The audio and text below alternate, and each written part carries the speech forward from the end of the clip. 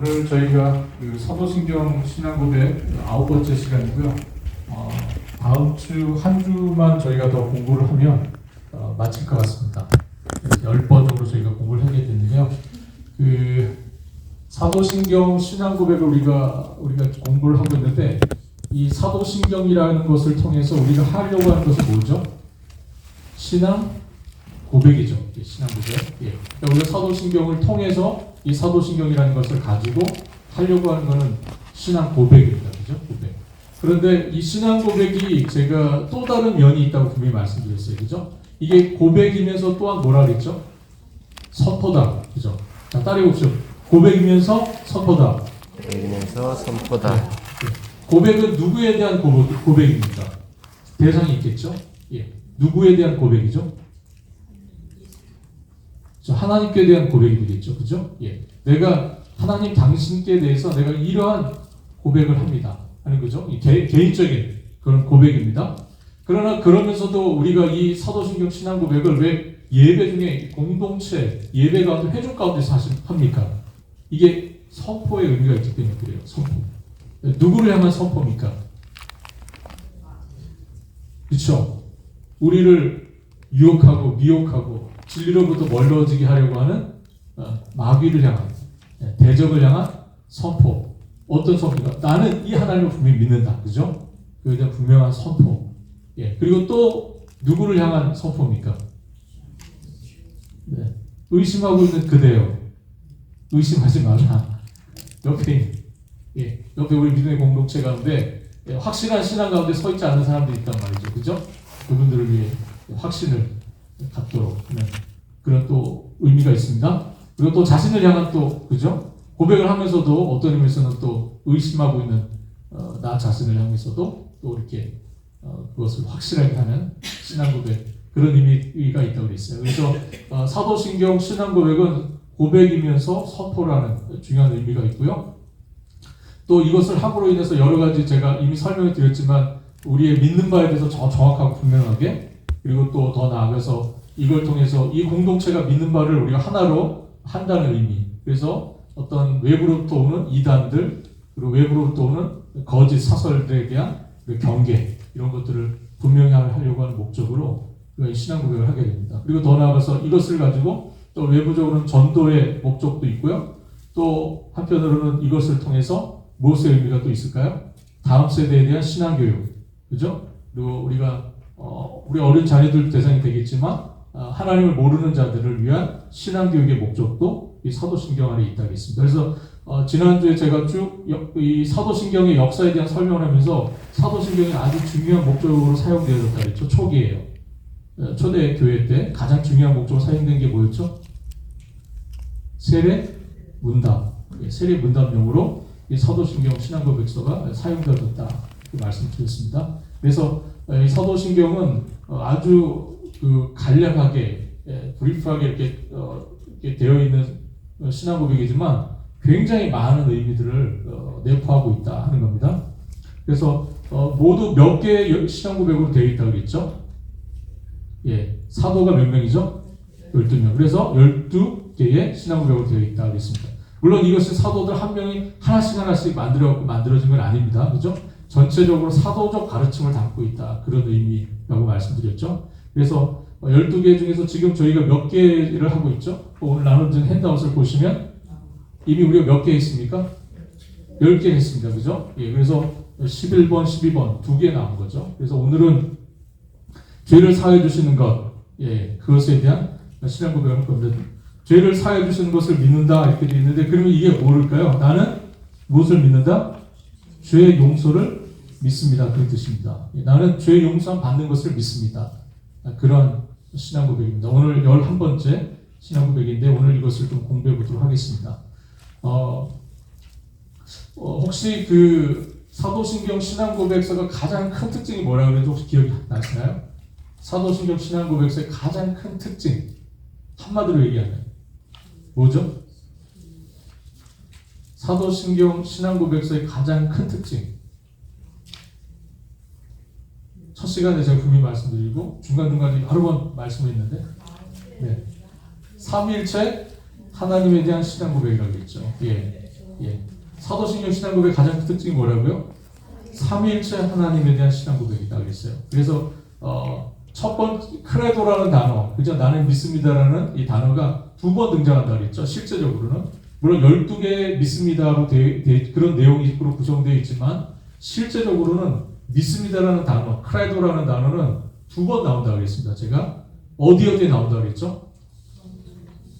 성부 하나님 얘기할 때, 그죠? 크레도, 성부 하나님, 그리고 성자 하나님. 그 다음에 크레도가 나오죠. 크레도, 그 다음에 성령 하나님, 그리고 교회. 이렇게 됐다고 했습니다. 그래서 성령 하나님과 교회가 하나의 크레도로 이렇게 묶여져 있습니다. 그 이유가 뭐라고 그랬죠? 예. 그렇죠. 성령의 역사는 뭐와 함께한다? 어디와 함께한다? 성령의 역사는 어디와 함께한다? 교회와 함께한다. 그러니까 교회가 나온다 그랬죠. 예. 그래서 크레도 다음에 성령 하나님, 그 다음에 교회에 대한 신앙도 이렇게 연결된다고 했습니다. 그래서 성령의 역사는 어디와 뗄 수가 없습니까? 교회와 뗄 수가 없다. 예. 그것을 잘 기억해 주시길 바랍니다. 네. 첫 번째가 성부 하나님에 대한 신앙 고백, 그리고 성자 하나님에 대한 신앙 고백, 그리고 성령 하나님에 대한 신앙 고백, 제1항, 2항, 3항 이렇게 세 개로 구분을 하는데 3항에 와서 성령 하나님에 대한 신앙 고백이 와서는 교회에 대한 신앙 고백이 같이 이렇게 붙는다고 그랬어요. 그 이유는 바로 성령의 역사는 교회 가운데 나타나기 때문에, 교회와 함께하기 때문에 그렇다 이렇게 말씀드렸습니다. 그래서 요 성령 하나님에 대한 신앙 고백은 제가 한 2주 전쯤에 크게 2가지 진술, 2가지 고백으로 되어 있다고 했습니다. 그래서 첫 번째는 보편적인 진술 고백이라고 할 수 있는데 성령을 믿사오며 이렇게 되어 있죠. 그 다음에 뭐죠? 거룩한 공예와 성도가 서로 교통하는 것을 믿습니다. 이렇게 되어 있죠. 이게 보편적인 진술이라고 했습니다. 그거에 대해서 이어지는 오늘 공부해야 될 게 이제 이겁니다. 여기가 뭐죠? 성령을 믿사오며 거룩한 공예와 성도가 서로 교통하는 것과 뭐죠? 죄를 사하여 주시는 것과 몸이 다시 사는 것과 영원히 사는 것을 믿사옵나이다. 이렇게 되어 있죠. 그래서 이 다음에 세 개는 개인적인 겁니다. 개개인에 대한 겁니다. 그래서 오늘 저희가 공부할 거는 사죄에 대한 겁니다. 나는 죄 용서 받는 것을 믿습니다. 나는 죄 용서를 믿습니다. 즉 나는 사죄를 믿습니다. 용서 받을 것을 믿습니다. 그 고백을 오늘 공부할 겁니다. 근데 우리가 이 사죄에 대해서 죄의 문제를 우리가 여기서 이제 이야기해야 되는 중요한 이유가 있는데요. 그것은 뭐냐면 이 앞에는 중요한 요 3가지의 중요한 키워드가 뭐라고 했죠? 제가요. 성령, 거룩한 공예, 성도의 교제. 여기서 중요한 키워드가 뭐라고 했습니까? 3개가 다 연결되는 키워드. 그렇죠. 거룩. 예. 그거 제가 첫날 나눠드린 첫 페이지에 보시면 한글로 되어 있고요. 그 밑에 제가 뭐로 된 거 소개해드렸다 그랬죠? 라틴어로 된 거 있다고 그랬습니다. 그 밑에 보시면 제가 아주 친절하게 녹색으로 거룩이라는 단어를 3개를 다 표시를 해놨어요. 한번 보세요. 혹시 갖고 계시면. 네. 거기에 보면 성령을 믿사오며 바로 밑에 이 3가지가 연달아 등장하거든요. 요 3가지. 성령을 믿사오며 거룩한 공예와 성도가 서로 교통하는 것과 할 때 성령은 거룩한 영이죠. 그죠? 거룩한 영. 교회는 뭡니까? 거룩한 모임이죠. 그죠? 성도는 뭡니까? 거룩한 사람들이잖아요. 그래서 거룩이라는 단어가 여기 3번 연달아 연결이 됩니다. 예. 그 쌍툼이라고는 라틴어가 사용되는데 이 거룩에 대해서 좀 더 구체적으로 설명을 하는 단어가 사죄라는 거예요. 이것이 어떤 의미를 갖는지를 좀 우리가 여기서 볼 필요가 있습니다. 거룩이라는 게 뭘까요? 거룩. 여기서 거룩한 영, 거룩한 교회, 거룩한 사람 이렇게 소개를 했는데 도대체 거룩이 뭐예요? 구별되는 거. 요 단어와 갖고 설명하는 어떤 의미가 될까요? 죄가 없는 상태. 그죠? 죄사함을 받은 상태가 뭐예요? 구체적으로 거룩이죠. 그래서 이 거룩의 의미가 좀 더 구체적으로 설명을 하는 겁니다. 어떤 상태가 되는 겁니까? 죄의 용서를 받은 상태. 그게 뭡니까? 그게 거룩한 상태죠. 예. 그래서 이렇게 적극적인 의미에서는 성령의 역사, 이런 성령의 역사에 함께하는 게 거룩이라는 말의 의미지만 좀 더 소극적인 의미로 해서는 죄 용서함을 받은 상태, 죄가 제거된 상태, 예. 죄 용서를 받아서 죄가 없는 상태, 이게 뭡니까? 거룩이라는 뜻이라는 거죠. 거룩이라는 뜻. 그래서 신앙 고백이 바로 죄 사함을 받는 것과 이 사죄에 대한 것으로 이렇게 바로 넘어간다 하는 겁니다. 그리고 우리가 이 사죄에 대한 신앙 고백을 하면서 죄 용서함을 믿습니다. 우리가 이렇게 고백을 한다 할 때 죄 용서함을 믿습니다. 이 고백을 하면 어떤 의미가 드세요, 여러분들? 어떤 생각이 드십니까? 주님, 나는 죄 용서함을 믿습니다. 이 고백을 하는 사람의 마음은 어떠한 마음일까요? 죄를 계속해서 꾸준히 짓겠습니다. 그런 뜻일까요? 이 신앙 고백을 하는 사람의 마음은 어떤 마음일까요? 주님, 제가 비록 죄를 지었지만, 그러나 제가 연약해서 죄를 지었지만, 제가 다시는 죄를 짓지 않도록 하겠습니다. 죄에 대한 경각심, 경계심, 그런 마음으로 이 고백을 해야 되지 않겠습니까? 그죠? 내가 이 고백을 하면서 죄사함에 대한 확신을 갖고 이 믿음을 가지고 신앙 고백을 했어요. 그러면 우리가 그 고백을 하는 사람은 어떠한 마음이어야 되냐 하는 거예요. 그죠? 더 이상은 죄에 대해서 내가 멀리하는 삶, 거룩한 성도의 삶, 그걸 살겠다고 하는 마음의 그런 어떤 다짐, 이런 게 있는 상태에서 우리가 이 고백을 한다 하는 거죠. 그래야 되지 않겠습니까? 그죠? 우리가 그런 죄에 대한 어떤 심각성을 깨닫고 죄가 막 이렇게 다가올 때 어떻게 됩니까? 죄가 막 다가오는 게 보여요. 그러면 여러분 어떻게 하셔야 돼요? 저거 분명히 죄야. 그러면 여러분 어떻게 하셔야 됩니까? 방어를 해요? 저거 분명히 죄예요. 근데 죄가 막 다가와. 그럼 어떻게 됩니까? 물러가라. 여러분들, 우리가 물론 정말 우리가 부지불식간에 죄를 지을 때가 있긴 있습니다. 그죠? 정말 죄를 짓는지 모르게 짓는 경우가 있어요. 근데 많은 경우에는 분명히 죄인 줄 알아요. 근데 죄 짓게 되거든요. 어떻게 됩니까? 죄가 다가올 때. 정말 죄 짓는 이 문제에 대해서 좀 우리가 영적으로 깨어 있어야 됩니다. 심각하게 이걸 받아들여야 돼요. 죄의 문제에 대해서. 물론 하나님, 우리가 이 신앙 고백을 하고 있는 사람들이기 때문에 하나님께서 분명히 우리가 고백을 하면 죄 용서하실 겁니다. 그러나 또 하시겠지 하는 그런 마음으로, 내가 이렇게 죄를 져도 회개하면 용서하시겠지 하는 이런 마음을 갖고 우리가 죄를 계속 답습해서 되겠습니까? 그럴 수는 없는 거죠. 또 그래서도 안 돼. 그럼 이 신앙 고백을 하는 이 마음에 사실 문제가 있는 거죠. 그래서 어떤 죄가 다가오려고 할 때, 또 죄가 내가 진행되고 있을 때, 이 죄에 대한 두려움, 그리고 이 죄에 대해서 아파하는 마음, 그리고 죄를 범한 후에 정말 애통해하는 마음, 그런 것들을 이 신앙 고백에 사실은 다 담고 있습니다. 그래서 우리가 이 죄의 문제에 대해서 그런 부분을 좀, 죄의 심각성에 대해서 좀 우리가 생각을 하고 신앙 고백을 하면 좋겠다는 생각이 들고요. 그리고 이 사죄 다음에 이어지는 저희가 다음 주에 공부하게 될 부활과 영생으로 넘어가는데요. 왜 이 사죄가 먼저 나오고 부활과 영생이 그 다음에 나올까요? 순서가 왜 이렇게 되어 있을까요?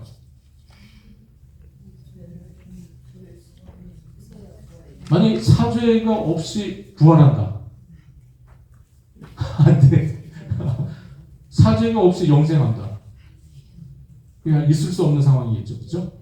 그래서 반드시 죄의 용서가 있고, 이어서 부활과 영생에 대한 신앙 고백으로 이렇게 넘어간다는 것을 기억해 주시면 좋겠습니다. 부활과 영생에 대한 거는 저희가 다음 주에 살펴보겠고요.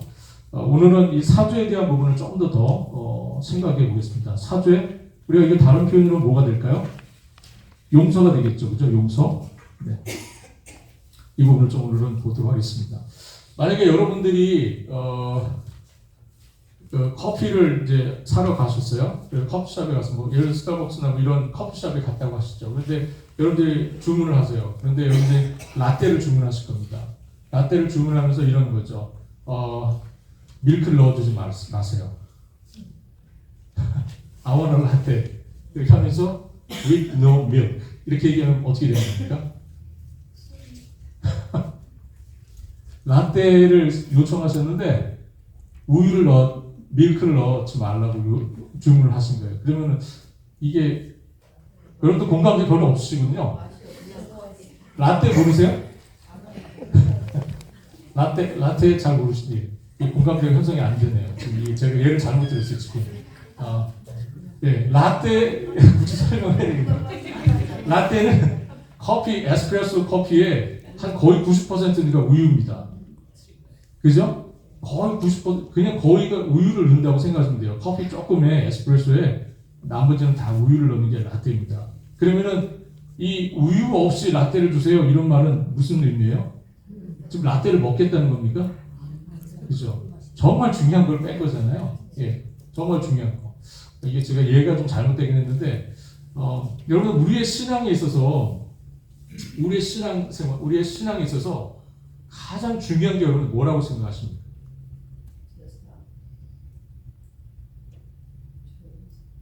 여러분 기도를 잘 못하는 그리스도인이 있을 수 있을까요? 있죠. 네, 충분히 있습니다. 성령의 은사가 없는 그리스도인이 있을 수 있을까요? 있을 수 있습니다. 네. 또 어떤 그리스도인이 가능할까요?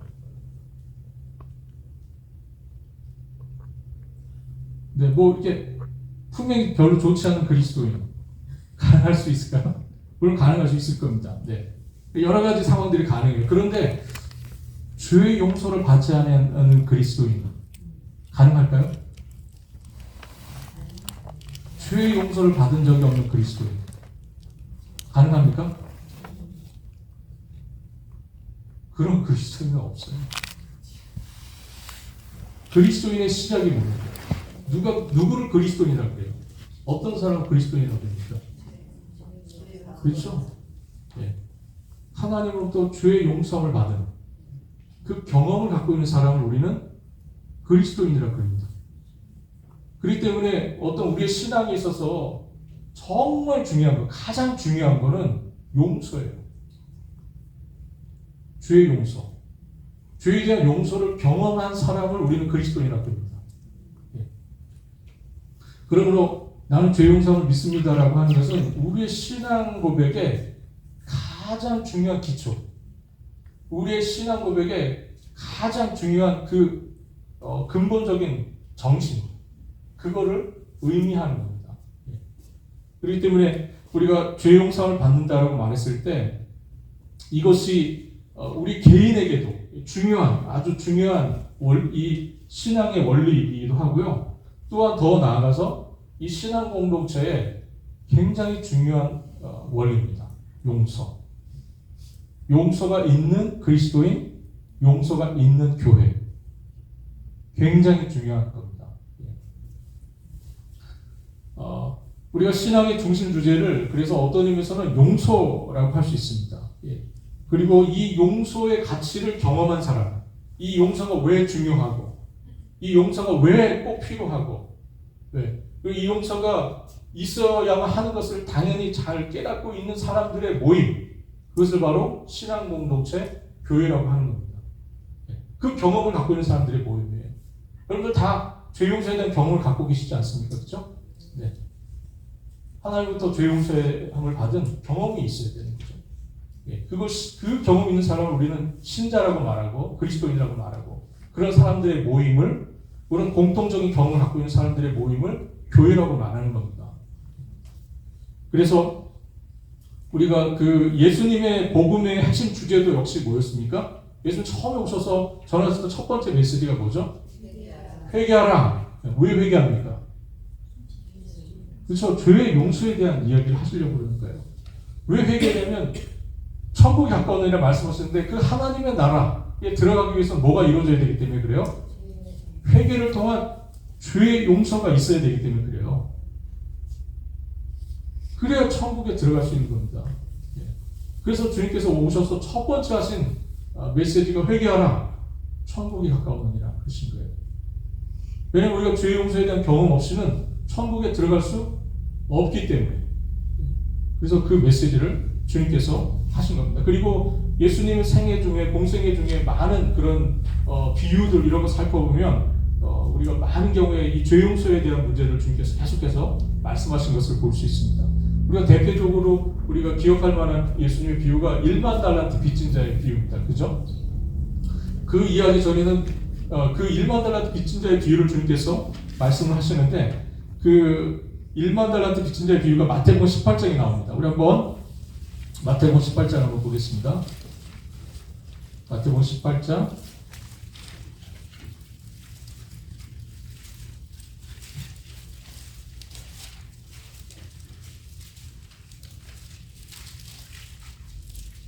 21절부터 있는데요.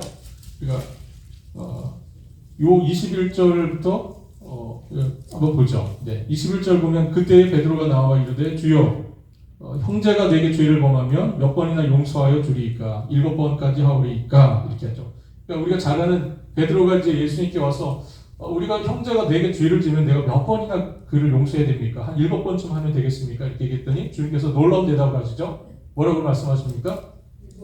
네, 70번씩 7번이라도 해라 이렇게 말씀하시죠.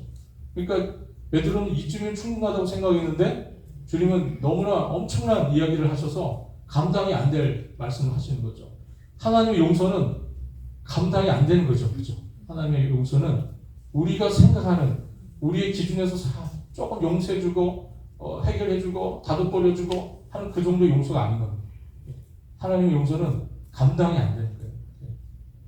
정말 이 용서는 정말 우리가 설명할 수가 없는 그런 용서입니다. 그 용서에 대한 얘기를 하시면서 주님께서 비유로 말씀하시는 거죠. 그렇죠? 어떤 한 사람이 1만 달란트의 빚을 지은 거예요. 이거는 엄청난 금액입니다. 이 사람이 평생 자기가 벌어서 갚아도 갚을 수 없는 금액이에요. 평생 자기가 쓰지 않고 벌어서 모으고 모아도 해결할 수 없는 빚입니다. 그럼 이 사람 살아생전에 청산할 수 없는 빚이에요. 그런데 이 사람이 그 주인으로부터 그 빚에 대한 용서를 받았어요. 근데 나가다 보니까 자기한테 얼마 빚진 사람이요? 100데나리온 빚진 사람 만난 거예요. 오자마자 멱살 잡고 돈 내놓으라고. 그걸 주인이 알았습니다. 부르죠. 내가 너를 1만 달러 빚진 것을 내가 용서했는데 내가 내 형제를 용서할 수 없느냐 이렇게 말씀합니다. 그러면 우리가 이제 조금 더 이야기를 하면서 더 이야기를 하겠지만 정말 우리에게 이 용서는요 정말 중요한 겁니다. 그죠? 굉장히 중요한 것이고 예수님의 그 사역에 있어서 그리고 사역과 그 메시지에 있어서 중요한 키워드는 바로 이 용서에 대한 것이다 하는 것입니다. 그래서 예수님은 어떤 의미에서 예수님 그분 자신이 하나님의 용서를 보여주시는 거죠. 그러지 않습니까? 예수님께서 오셔서 십자가의 저 사역을 위해서 이 땅에 오셨는데 십자가 사역이 궁극적으로 말하려고 하는 메시지는 뭡니까? 하나님의 용서죠. 하나님의 용서, 하나님의 사랑, 하나님의 용서. 그것이 저 십자가 메시지 아닙니까? 그죠? 그래서 예수님은 그분 자신이 하나님의 그 용서라고 하는 메시지를 드러내시기 위해서 이 땅에 오신 분이시다 하는 겁니다. 사람들이 모두 다 하나님을 버리고, 그죠?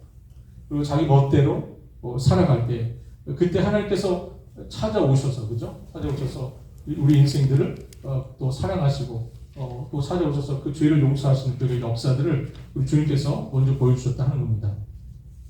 그래서 예수님의 십자가 다니셨을 때, 우리가 십자가에서 했던 말씀을 7개의 말씀이 있다고 그랬죠. 그죠? 가상 7원, 십자가 상에서 가상 7원, 7개의 말씀을 하셨다고 그럽니다. 복음서를 이렇게 우리가 쭉 리뷰해보면 그렇게 되어 있어요. 첫 번째 예수님께서 하신 말씀이 뭔지 혹시 아십니까? 그 가상 7원 중에서 첫 번째 하신 말씀. 네, 우리 한번 찾아보도록 하겠습니다. 누가복음 23장 34절. 누가복음 23장 34절. 같이 한번 보겠습니다. 누가복음 23장 34절. 자, 같이 같이 한 목소리 읽겠습니다. 화면은 빨리 찾으셔야 된다 그랬죠? 네. 예, 34절. 네. 같이 읽습니다. 아버지 저들을 사하여 주옵소서. 자기들이 하는 것을 알지 못함이니이다 하시더라. 그들이 그의 옷을 나눠 제비고 일세 그랬죠.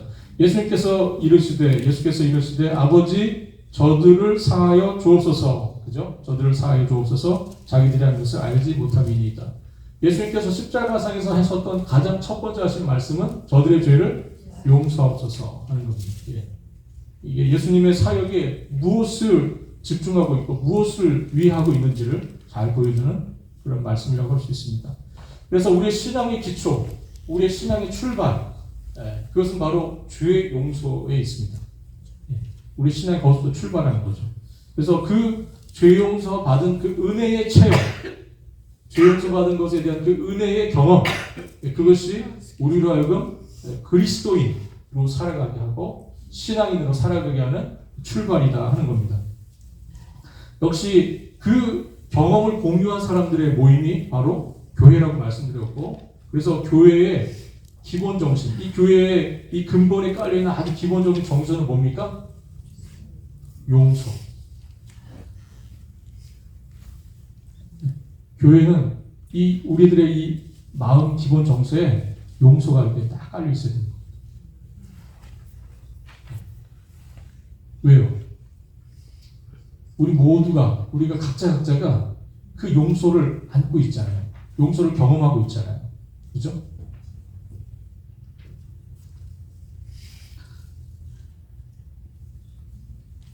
사도들도 역시 이러한 경험들이 많았던 사람들입니다. 그죠? 이 사도신경을 이렇게 준비하고 이 사도들 가르침으로 지금 우리에게 신약고백서가 왔는데, 이 사도들 모두가 다 이 용서를 경험하고, 그리고 나서 사도로서의 직분을 감당하게 된 사람들입니다. 우리가 대표적으로 지난 주일에 설교 중에 등장했던 인물 누굽니까? 베드로죠? 예, 베드로. 기억이 안 나시나요? 기억이 안 나세요? 네, 베드로에 대한 이야기를 제가 했었죠. 지지난주인가요? 지지난주죠. 예, 제가 너무 먼 이야기를 했네요. 그 베드로에 대한 이야기를 하면서 제가 말씀드리면서 베드로가 결정적으로 주님을 그죠? 세 번이나 모른다고 그죠? 부인을 하죠. 세 번이나 모른다고. 예수님께 대한 배반이죠. 세 번이나 부인을 하고, 그렇게 죄가 많고 흠이 많았지만, 그러나 주님께서 베드로를 위해서 뭐 하신다고 그랬습니까? 그 일이 있기 전에? 그렇죠. 그 연약한 베드로를 주님 너무나 잘 알고 계셨기 때문에, 베드로야, 내가 너를 위하여 기도한다. 내 믿음이 떨어지지 않도록 마귀가 너를 분명히 데리고 너를 이렇게 유혹하고 시험하고 밀가부로 타고 막 그럴 건데, 내가 너를 위해서 기도한다. 이렇게 주님께서 말씀하셨다는 거죠. 예. 그러면서 주님 참 놀랍게도 베드로가 주님 세 번 부인하고 났을 때, 누가복음 본문을 보면 주님께서 돌이켜서 베드로를 보시죠. 근데 베드로가 딱 눈이 맞췄어요. 주님. 그 이후에 베드로가 갈릴리로 돌아가고 거기에서 또 주님을 만나는 장면이 요한복음에 소개되어 있습니다. 그때 주님께서 베드로에게 세 번 물으시죠. 세 번. 그죠? 내가 나를 사랑하느냐 이렇게. 베드로가 뭐라고 답합니까? 내가 주님을 사랑하는 줄을 주님께서 아십니다. 주님께서 아십니다. 베드로가 제가 주님을 사랑하는 줄 주님이 아시지 않습니까? 무슨 의미일까요? 베드로가 주님을 사랑할 수 있는 사랑은 어떤 사랑이었습니까? 베드로가 주님을 사랑할 수 있는 사랑. 베드로가 지금까지 주님께 보였던 사랑은 뭐였죠? 배신하는 사랑. 배신할 수밖에 없는 사랑.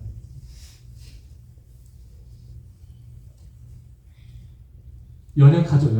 그죠? 우리가 주님을 위해서 정말 주님 사랑한다고 말하고, 정말 주님 위해서 일한다고 말하고, 우리가 의지를 불사르고 막 불태우고 막 이래도 사실은 우리가 한계가 있고, 그죠?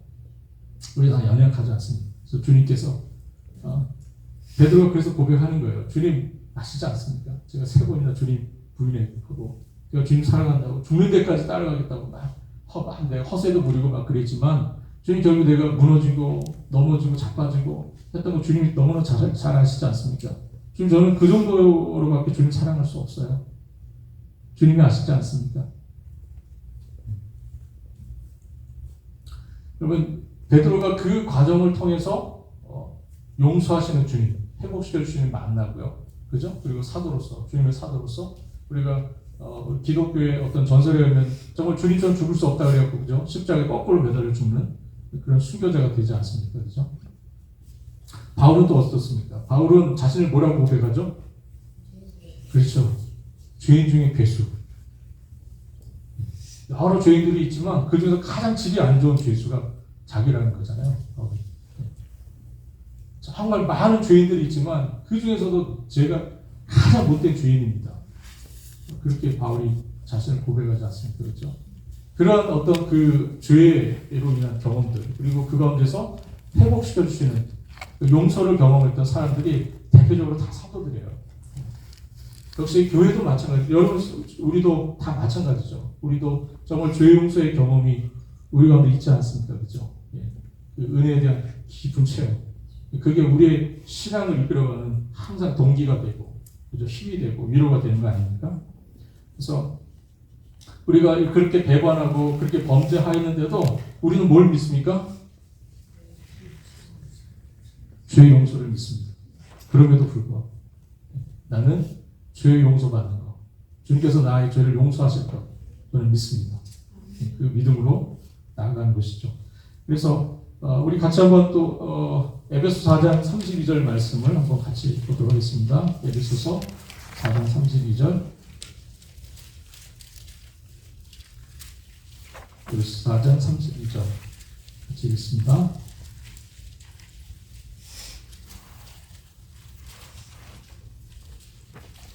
자, 찾으셨죠? 같이 읽습니다. 서로 친절하게 하며 불쌍히 여기며 서로 용서하기를 하나님이 그리스도 안에서 너희를 용서하신 것 같이 하라. 서로 친절하게 하며 불쌍히 여기며 서로 용서하기를 하나님이 그리스도 안에서 너희를 용서하신 것 같이 하라. 우리 신앙을 참 신앙 되게 하고 그리고 우리 공동체를 참된 신앙의 공동체가 되게 하는 것은 용서입니다.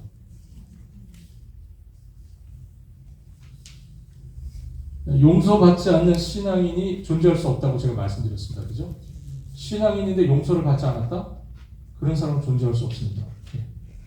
용서는 신앙의 가장 기본적인 정서이고 기본 정신입니다. 그리고 이 용서의 영성, 이거를 같이 가지고 있는 사람들의 모임이 바로 교회이죠. 그래서 하나님의 은혜를 우리가 제대로 체험했다면, 또 어느 누구라도 하나님 앞에서 자신의 죄인됨을 깨달을 수밖에 없습니다. 베드로가 주님 처음 만났을 때 바로 자기 깨닫죠. 나는 죄인입니다. 그럽니다. 바로 선언합니다. 하나님을 만난 사람은 자신이 죄인임을 깨달을 수밖에 없어요. 하나님 제대로 만나면 자신의 죄가 다 속속 드러나기 때문에 고백을 안 할 수가 없습니다. 하나님을 만나면 그런 역사가 일어납니다. 그래서 굳이 내가 죄를 생각해내고 내 죄인됨을 막 찾아보려고 애쓸 필요가 없어요. 그냥 하나님을 만나면 하나님 앞에서 그냥 죄가 다 드러나기 때문에 어쩔 수가 없습니다. 회개가 될 수밖에 없어요. 그냥 회개가 터지는 거죠. 회개가 그냥 터지는 겁니다. 내가 회개하려고 애를 쓰고 귀를 쓰고 그럴 필요 없습니다. 하나님 앞에 서면 회개는 그냥 이루어지는 것이죠. 그래서 내가 하나님 앞에서 내가 죄인이라는 것을 뼈저리게 느끼지 못하는 사람, 그 사람은 그 은혜를 의심해봐야 돼요. 그 신앙을 사실은 좀 점검을 해봐야 됩니다. 우리가 첫사랑을 버렸다. 우리가 에베소 교회, 우리가 요한계시록 보면 에베소 교회를 향해서 내가 첫사랑을 버렸다 이렇게 말했을 때 이 첫사랑을 버렸다는 말의 의미가 우리가 어떤 의미에서는 그 용서받은 은혜를 잊어버렸다. 그런 뜻입니다. 그 용서받은 은혜. 우리가 처음 신앙을 시작할 때 첫 스타트가 뭡니까? 용서잖아요. 용서부터 우리 신앙이 시작되잖아요. 그렇다면 첫사랑을 버렸다고 하는 이 처음 받았던 용서받았던 그 은혜에 대한 그 체험, 그거 잊어버렸다는 뜻이에요. 여러분들 늘 죄 용서 받은 것에 대한 감격, 죄 용서 받은 것에 대한 기쁨, 감사 이런 게 우리의 신앙을 늘 이끌어가고 있습니까?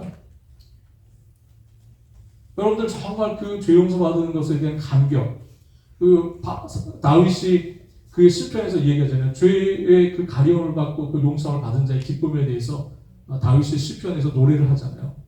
그 죄의 가려움을 받고 그 용서를 받은 자의 기쁨, 그런 기쁨이 우리에게 있어야 되겠다 하는 겁니다. 정말 그 은혜에 대한 용서, 그것이 그 감격이 사라지는 것이야말로 신앙인에게 있어서 가장 신앙적인 위기입니다. 그 죄 용서 받은 것에 대한 감격, 이거 사라지는 게요, 신앙의 가장 큰 위기 상황입니다. 용서받은 기억을 하지 못하는 거예요. 그 1만 달란트 빚진 자가 당장 100달란트 받은 사람 멱살 잡잖아요. 이 사람 완전 잊어버린 거죠. 자기 용서받은 걸 잊어버린 거예요. 여러분, 우리가 방자하게 행하는 이유는 용서받은 경험을 잊어버렸기 때문에 그렇습니다. 우리가 신앙적으로 계속 방자하게 행동하고 교만하게 행동하고 하는 이유들은 딱 하나입니다. 자기가 용서받았다는 사실을 까먹은 거예요. 내가 하나님 앞에서 용서받은 그 기억을 생생하게 갖고 있고 그것이 내 신앙 속에, 내 심령 속에 충만하면 우리가 그렇게 방자하게 행동하지 않습니다. 할 수가 없죠. 예. 내가 용서받은 죄인인데 내가 어떻게 하나님, 이 사람들 앞에서 또 하나님 앞에서 그렇게 방자하게 행동할 수가 있습니다. 그럴 수 없죠. 그럴 수 없습니다. 그래서 시간이 갈수록 진짜 신앙은 뭐예요? 이 죄 용서 받은 것이 이 은혜가 날로 새로운 겁니다. 날로 이 은혜가 새로운 사람. 그래서 이 은혜 때문에 행복하고 이 용서받은 은혜 때문에 감사하고 이 용서받은 은혜 때문에 늘 찬송이 나오고 그런 사람들, 그런 사람이 되는 거죠. 그래서 우리가 찬송가 400 웬 말인가 날 위하여인가요? 그 찬송가에 보면 늘 울어도 눈물로써 못 갚을 줄 알아. 늘 울어도 눈물로써 못 갚을 줄 알아. 몸밖에 드릴 것 없어. 그죠? 이 몸을 바칩니다. 이 찬송가 가사처럼 늘 울어도 못 갚는 거예요. 늘 울어도. 용서받은 거 생각하면 늘 눈물이 나죠. 그래 다 못 갚는 거예요, 그 은혜를. 그게 참된 신앙의 모습이 아닐까 합니다. 이제 더 한 걸음 더 나아가서 우리가 이 용서의 은혜를 우리가 정말 간직하는 것도 중요하지만 더 중요한 것은 이 은혜를 따라서 뭐 하는 겁니까? 용서의 삶을 사는, 실제로 이 용서를 실천하는 그러한 능력, 그것이 신자들에게 있어야 되겠다는 거죠. 이것이 또 중요합니다. 아까 말씀드린 것처럼 사도신경 신앙 고백은 고백이면서 뭐라 그랬죠? 내 자신을 향한 내 자신의 고백이면서 또 밖을 향한 선포라고 말씀드린 것처럼 우리가 죄 용서에 대한 은혜의 체험은 나만을 위한 것이 아니라 이것이 역시 용서를 실천할 수 있는 그런 능력으로 이렇게 또 나타나야 한다는 겁니다. 그래서 우리 에베소서 4장 아까 32절 말씀 한번 다시 한번 읽어보겠습니다. 서로 친절하게 하며 불쌍히 여기며 서로 용서하기를 하나님이 그리스도 안에서 너희를 용서하신 것 같이 하라. 우리가 주기도문에서도 기도하는 것처럼 그죠? 하나님께서 우리의 죄를 용서하셨기 때문에 우리가 그 용서로 또 이웃을 용서할 수 있는 그런 것으로 나아가야 된다. 그래서 정말 실력 있는 신앙인, 만약에 우리의 신앙을 이렇게 실력으로 이렇게 뭔가 점수로 평가를 한다고 할 때 가장 실력 좋은 신앙인은 용서하는 신앙입니다. 기도 생활을 몇 시간 하고, 헌금 생활을 어떻게 하고, 봉사를 얼마나 하고, 이것도 다 좋은 점수를 받으시겠지만, 정말 어떤 의미에서 가장 중요한 이 신앙인의, 우리가 그걸 굳이 실력이라는 표현으로 바꾼다 할 때, 가장 실력 있는 신앙인은 용서하는 사람입니다. 용서하는 사람. 근데 용서가 잘 되십니까? 용서가 잘 안 되시죠? 용서가 정말 안 됩니다. 그 1만 달란트 빚진 그 사람 있죠? 욕할 게 아니에요. 예. 그 사람이 딱 우리의 모습입니다. 그래서 주님께서 비유로 그걸 말씀해 주신 거예요. 우리 들으라고. 예. 용서 정말 안 됩니다. 정말 용서하기 힘들어요. 근데 정말 실력 좋은 신앙인은 용서를 합니다. 예, 용서를 하죠.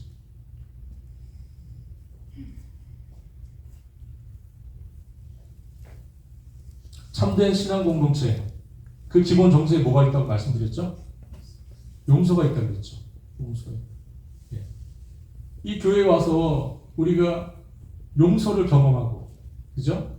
용서를 체험하고, 그래야 되는데 교회 오면 맨날 욕먹고, 정죄하고, 비난하고, 비판하고 하는 게 우리의 교회 생활의 일상 아닌가요? 우리 교회는 용서를 실천하고 있습니까?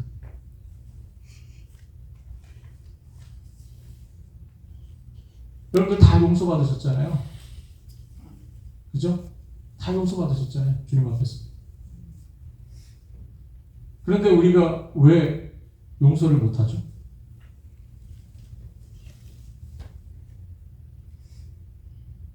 교회는요, 기본 정서가 뭐라고요?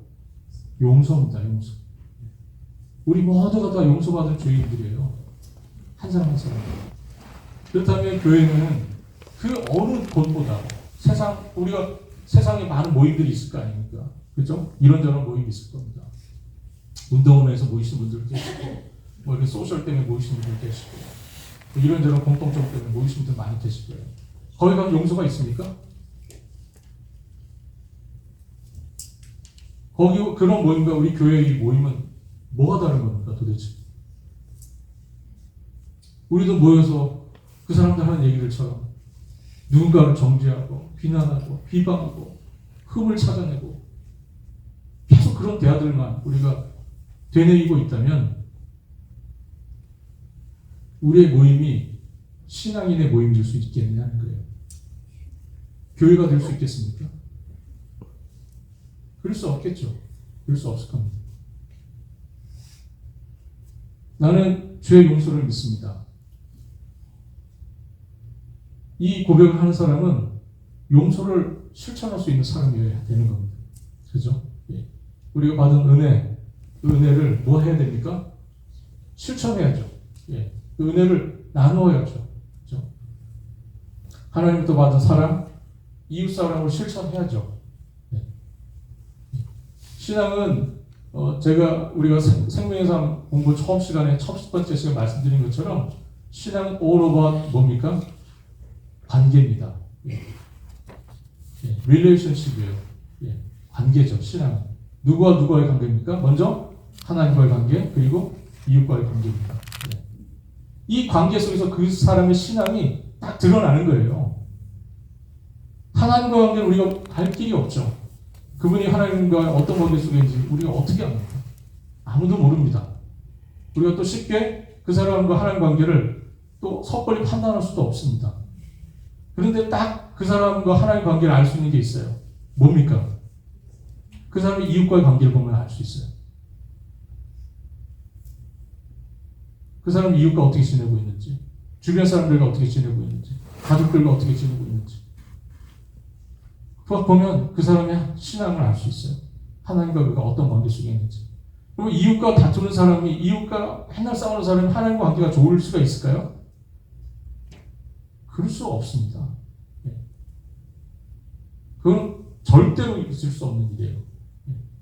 그래서 이웃과의 관계는 하나님과의 관계를 체크할 수 있는 아주 좋은 시금석이다. 그렇죠? 예, 테스트할 수 있는 것이죠. 그래서 이 관계가 우리 신앙에서 굉장히 중요하고요. 또 우리가 이 신앙 고백을 통해서 저희 교회가 그 용서라고 하는 이 중요한 우리의 이 신앙의 중요한 주제, 이것이 저희 교회 안에서 저는 잘 실천되고 잘 드러날 수 있기를 참 바랍니다. 우리 개개인이 정말 하나님 앞에서 죄 용서받은 죄인이라는 거 깊이 묵상하고 그 은혜가 날로 새롭고 그 은혜가 여러분들 날로 새롭게 하고 그 은혜가 여러분들을 날로 새로운 삶에 대한 소망과 위로를 주고 내가 어떤 삶을 살아가야 하는지 삶의 방향과 목적을 분명히 알려주는 힘이 되기를 바랍니다. 용서부터 시작되는 거예요. 신앙의 능력은 용서부터 시작되는 겁니다. 정말 제대로 용서받은 사람은 제대로 삽니다. 용서하고 확신하지 않은 사람은 이게 관계 속에서 계속 문제가 나타나요. 오늘 정말 주님 앞에서 우리가 다시 한번 우리가 이 교회가 그런 은혜 가운데 모였다는 사실을 우리가 다시 한번 기억할 수 있기를 바랍니다. 오늘 여기까지 저희가 공부를 하고요. 다음 주에 두 가지 주제를 같이 얘기하면서 사도신경 전체 공부를 마치도록 하겠습니다.